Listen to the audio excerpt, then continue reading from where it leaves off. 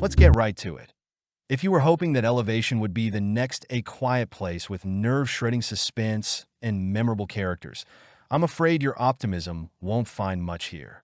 George Nolfi, the director who once brought us The Adjustment Bureau, decided to try his hand at sci-fi and deliver a story with lurking creatures in the woods, waiting for anyone bold enough to step into their territory. Unfortunately, this attempt feels more like a student project in video editing, complete with a budget that barely covers basic resources, yet an abundance of enthusiasm from the cast and crew. The story begins somewhere in the Colorado mountains, against stunning landscapes that the cinematographer captures far more lovingly than we end up caring for the characters. Earth has been nearly wiped out after some global cataclysm. Those lucky enough to survive live high in the mountains because at elevations over 8,000 feet, mysterious creatures known as Reapers can't reach them. The main character is Will Anthony Mackie, grieving the loss of his wife while raising his son Hunter, who, true to genre form, has a chronic illness. Of course, Hunter's medicine runs out, and as soon as it does, Will, being the devoted father he is, must descend below the safety zone to get another supply of life-saving meds for his son.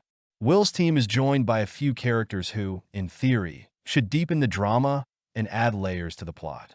There's Nina Morena Baccarin, a scientist with a tragic past and ambitions, as well as Katie Maddie Hassan, who was once the best friend of Will's late wife.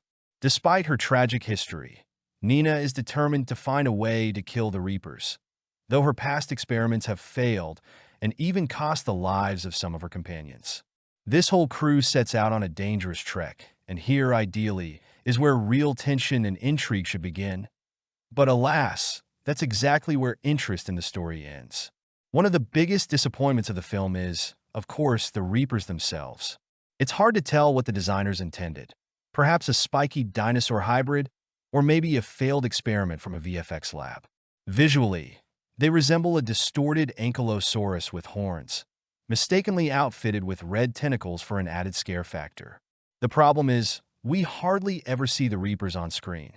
Maybe they ran out of CGI budget, or perhaps the creators thought they were building suspense, though they succeeded at neither. The effects with the Reapers are so artificial in places that it's like watching early Adobe After Effects tutorials. The film even puts forward the theory that Reapers only attack humans and leave wildlife untouched.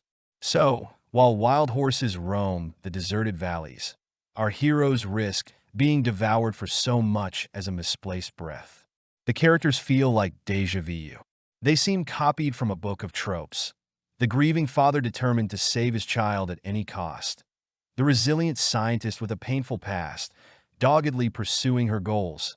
And a loyal friend, roped into the mission by happenstance. What's particularly surprising is how casually the characters discuss tragic moments from their lives, as if it's just another day.